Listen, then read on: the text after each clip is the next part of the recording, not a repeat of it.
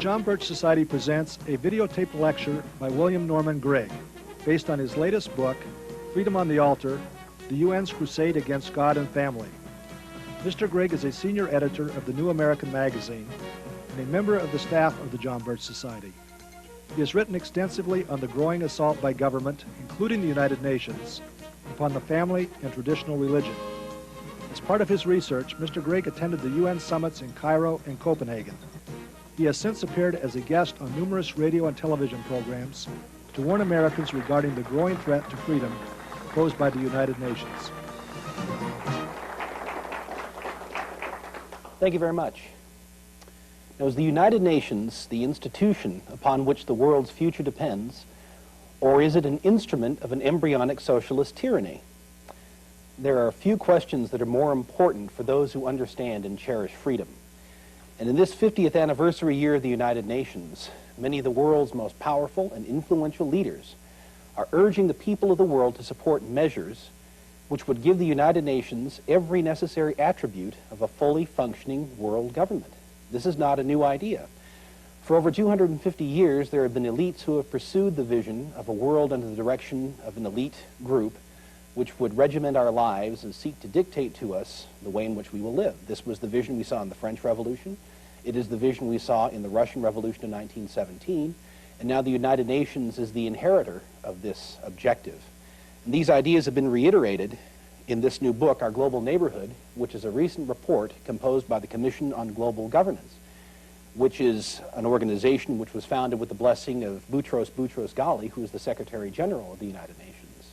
This report recommends that the UN be given the power to impose taxes, that it be equipped with a battle-ready military under its exclusive control, and that it give the World Court compulsory jurisdiction over individuals. They also urge that the United Nations support the creation of a world central bank, and that they campaign to disarm the entire world, including the civilian population. Now, once again, none of these recommendations are new. And most of them have been made at some point during the last 50 years by the United Nations and by the United States government. However, what is new is the brazenness with which the UN and its supporters have called for the creation of a fully functioning world government under the United Nations administration.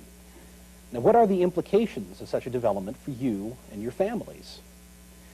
To answer this question, it must first be understood that the United Nations embodies not only a political philosophy, but a religious vision as well. That political philosophy is globalism, the concept that human evolution will be consummated in the development of a global government based on socialist principles. Now, this is the malignant objective which we find within the UN's assurances that the organization seeks universal peace. The most candid admission of this often concealed objective was made in 1970 by then UN Secretary General U Thant. He praised Vladimir Lenin, the founder of the Soviet government, as an apostle of world peace, whose ideas, quote, have had a profound influence on the course of contemporary history, a profound and bloody influence on the course of contemporary history, I might add. Now, according to U Thant, quote, Lenin's ideals of peace and peaceful coexistence among states are in line with the aims of the UN Charter. Like every other UN Secretary General, U Thant was a socialist, and he surely understood that Lenin's concept of peaceful coexistence did not embrace the sovereignty of nations and individual rights, but rather the triumph of socialism. It is this vision of peace, that is the tranquility of servitude, not the triumph of freedom, which inspires the United Nations efforts. Now, the United Nations religious vision could be summarized as the idea of the state as God, that is, the state as the creator of our rights, and the provider of all our material benefits, and the source of our literal salvation. And perhaps the most detailed exposition of this perspective, this religious perspective, was offered by former Assistant Secretary General Robert Mueller, whose New Age scribblings are regarded as something akin to sacred scripture by many within the United Nations system. Mueller has written that, quote, I have come to believe that our future, peace, justice, and fulfillment, happiness, and harmony on this planet will not depend on world government, but on divine or cosmic government. And the seat of this divine government, according to Robert Mueller, would be the UN. Mueller has written that the organization represents what he calls the body of Christ. And he has insisted that, quote, if Christ came back to earth, his first visit would be to the United Nations to see if his dream of human oneness and brotherhood had come true. Now, is Christ's teachings about human oneness and brotherhood in any way compatible with Lenin's vision of human oneness? Now, it would have to be if Mueller's statement were correct. And traditional Christians know better than that. Now, one symbolic manifestation of the UN's vision of cosmic government can be found in the meditation room of the United Nations, which is depicted on the cover of my book. This room was designed in 1952 by then Secretary General Dag Hammarskjöld, a Swedish socialist and homosexual, and it has been maintained by an organization called the Lucis Trust. It was under Hammarskjöld's leadership, incidentally, that the UN conducted its murderous suppression of the province of Katanga in the former Belgian Congo in the early 1960s. When Katanga sought to obtain its independence from the communist rule of Congolese dictator Patrice Lumumba, the United Nations so-called peacekeeping troops conducted a campaign of slaughter, pillage, and rape against the province. UN troops advancing from all sides systematically wipe out all resistance pockets, and in the process, machine gun and bazooka civilian cars trying to escape from the city, killing many innocent civilians running for their lives to find cover from UN fire. This truck, which had made an attempt to carry refugees, among them women and children, out of Elizabethville, was deliberately bazookaed by UN Ethiopian troops. Many of the slain men and women were civilians who bore no arms. A sworn statement by 46 doctors at the scene characterizes as murder the action of UN troops in machine gunning civilians and Red Cross ambulances.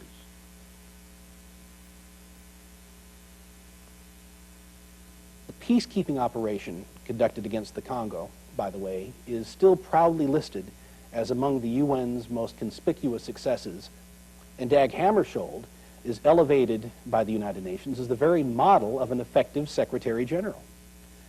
The massacre of the Congo was what we could consider to be a particularly vigorous application of the UN's vision of world brotherhood. Now, the Lucis Trust, which has helped to maintain the meditation room, is an outgrowth of a previous organization called the Lucifer Publishing Company. That publishing company was itself a descendant of the Theosophical Society. The objective of the Theosophical Society, which was founded in the late 19th century, was to destroy monotheistic faith, Christianity, Judaism, and Islam, and replace it with the new world religion under which humanity would be directed by leaders who are attuned to an unseen brotherhood of ascended masters who supposedly preside over human evolution. In her book, The Secret Doctrine, Helena Petrovna Blavatsky, the Russian mystic who was the founder of the Theosophical Society, identified these so-called lords of wisdom as none other than Satan and his host. Now, the Lucis Trust, which is the vessel of Blavatsky's satanic religion, helped create not only the meditation room of the United Nations, but also the UN's so-called Temple of Understanding.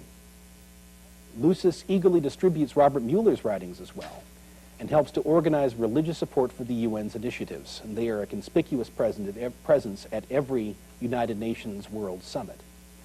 Now, Mueller has called for what he refers to as an alliance between all major religions and the UN, and since 1991, the UN has undertaken several significant steps toward the formal creation of this envisioned religious alliance.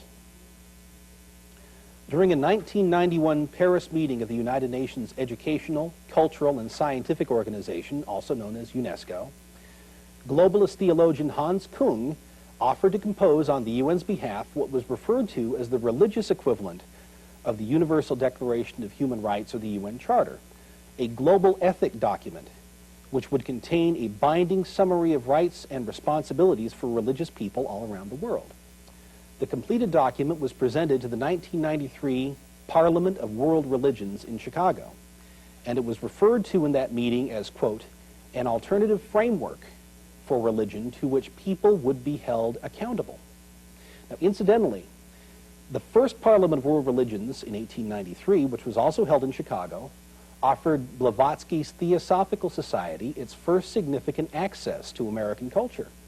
And the 1993 Parliament was hailed by contemporary theosophists as the herald of a great theosophical revival. Now, the text of the Declaration of a Global Ethic declares that the document represents, quote, an irrevocable, unconditional norm for all areas of life, for families and communities, for races, nations, and religions. The acceptance of this universal norm, according to the Global Ethic document, will be a minimum requirement to be considered authentically human in the 21st century. Now, significantly, the word God is not found anywhere in this document, and the commandments contained therein issue from individuals who presume to speak on behalf of a different deity, namely the sacred earth, or Gaia, our earth mother. Apparently, authentic humans will have no use for property rights in the 21st century. The Global Ethic states that, quote, no one has the right to use her or his possessions without concern for the needs of society and earth. Individualism, as well, is condemned as a sin. The document asserts that, quote, self-determination and self-realization are legitimate as long as they are not separated from human self-responsibility and global responsibility, that is, responsibility for fellow humans and for the planet Earth. The Global Ethic Declaration commands journalists, political officials, and religious leaders to promote this Ghazi collectivism as a moral imperative for everybody on the planet Earth. Now, what impact will this UNESCO-supported and UN-promoted global ethic have on practitioners of traditional biblical religion? Well, consider this statement from Hans Kung, who was the author of the document. In 1991, he wrote, quote, any form of church conservatism is to be rejected. To put it bluntly, no repressive or regressive religion, whether Christian, Islamic, Jewish, or of whatever provenance, has a long-term future. In other words, traditional monotheistic faiths must now yield before the imperatives of the global ethic, according to Kung and his comrades. And incidentally, the phrase authentically human should send a chill through anybody who was acquainted with the history of this bloody century, what has been the common fate of those who have been designated as something other than authentically human. We have seen what has happened to such people in the killing fields of Cambodia and in the Soviet Revolution and in the chambers of Auschwitz. This is the same philosophy once again. The keynote address of the 1993 Parliament of World Religions was given by Gerald Barney of the Millennium Institute. He is a former program director for the Rockefeller Brothers Fund and the primary author of the Global 2000 report for the Carter administration. Mr. Barney was the chief organizer of the religious parliament, and his revised edition of the Global 2000 report, called Global 2000 Revisited, was the primary text for the 1993 Parliament of World Religions. Barney told the assembled religious leaders that, quote, an internationally famous, highly influential author on sustainable development, that is, environmentalism, told me bluntly, religion must die. It is the fundamental cause of virtually all social, economic, and ecological problems and much of the violence in the world. The only alternative to the destruction of religion, Barney told the assembled religious leaders, is the creation of an ecologically correct universal religion, one which would sustain the political and social objectives identified by the United Nations, particularly with respect to population control. This point has also been made by Maurice Strong, who is a Canadian industrial mogul and New Age adept, who served as the Secretary General of the United Nations 1992 Earth Summit in Rio de Janeiro. At that meeting, the United Nations created a mammoth blueprint for ecologically correct world government called Agenda 21, whose directives, according to Agenda 21, quote, are to be implemented by every person on Earth. Once again, this is depicted by the United Nations as something in the nature of a religious obligation. At the Rio Earth Summit, Maurice Strong declared that, quote, the responsibility of each human being today is to choose between the force of darkness and the force of light. We must therefore transform our attitudes and values and adopt a renewed respect for the superior laws of divine nature. Maurice Strong is presently collaborating with former Soviet dictator Mikhail Gorbachev in the creation of an Earth Charter, a definitive statement of these so-called laws of divine nature. Now, according to Gorbachev, the Earth Charter will be, quote, a 10 commandments for the environment, something that no one will be allowed to violate. Now, this is not the language of biblical morality. Rather, these are the cadences of totalitarian dictatorship. And that dictatorship will descend upon a prostrate and defenseless world should the empowerment of the United Nations continue. It is important to remember that the laws of divine nature, as interpreted by the UN, would have jurisdiction within the home, particularly in matters of population control. Under the UN's concept of what they call sustainable development, the human population is a resource to be managed by global supervisors. To understand how sustainable development works in practice, all one needs to do is to examine the case of communist China, which has enacted a policy forbidding couples to have more than one child without special permission from the government, and to have no more than 2 children in any case. The Chinese population program includes compulsory abortion, infanticide, and sterilization, and a steeply escalating scale of punishments for couples who have unauthorized children. Now, all of these programs are generously underwritten by the United Nations through its Fund for Population Activities, UNICEF, the UN Development Fund, and allied organizations such as the International Planned Parenthood Federation. Furthermore, this hideous program received an award from the United Nations Population Fund in 1983 and was commended by then Secretary General Javier Pérez de Cuellar as an example for the entire world. Now, although the Chinese regime's policies have inflicted unimaginable horrors upon women, the UN, in its wisdom, has chosen Beijing as the site of its 1995 World Conference on Women's Rights. Now, at the 1994 Population Control Conference in Cairo, the UN set forth the 20-year plan to stabilize the world's population, a terrifying prospect given the body's affinity for coercive population control. How would this stabilization be achieved? According to Jacques Cousteau, in remarks published in the UNESCO Courier, a UN publication, quote, in order to stabilize world population, we must eliminate 350,000 people per day. It is a horrible thing to say, writes Cousteau, but it's just as bad not to say it. Now, the key to the imposition of radical population control policies is the denial of parental rights and the substitution of the paternalism of the state.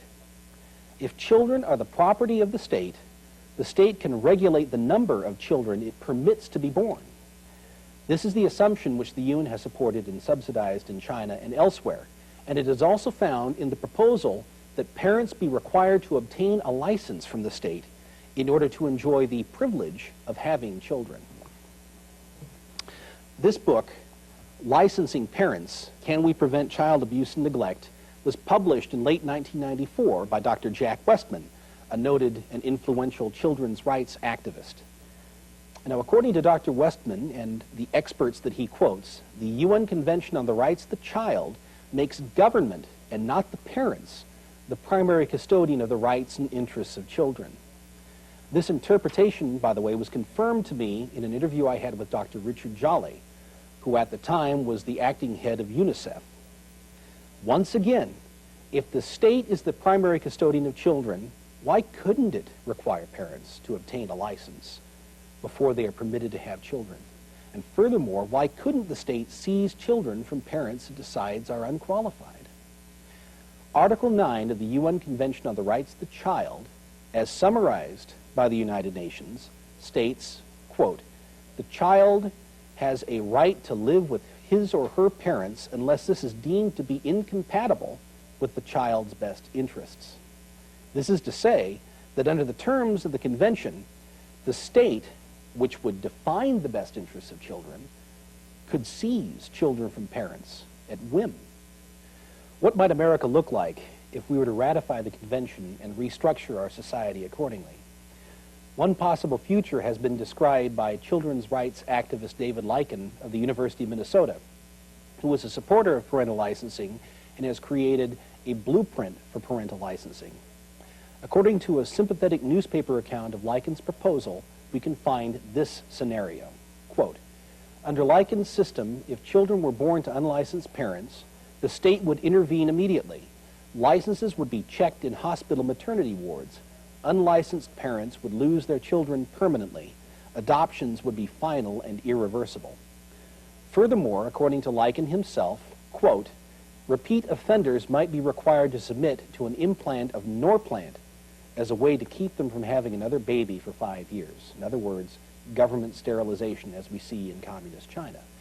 For more than a quarter of a century, population control advocates have urged the UN and national governments to impose parental licensing programs for the purpose of rationing the so-called privilege of having children.